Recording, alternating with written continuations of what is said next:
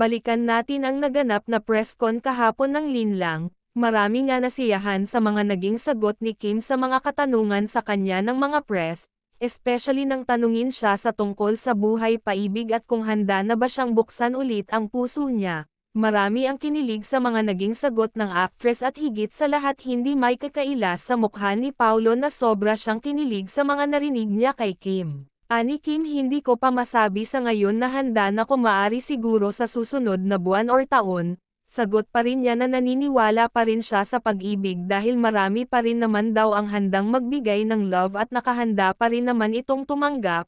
Labis na nasiyahan ang mga tagahanga niya sa mga naging kasagutan nito, at makikita naman sa mukha ni Paulo na umaapaw ang saya sa mga narinig mula sa dalaga. Si Paulo na nga ba ang magiging mapalad sa puso niya?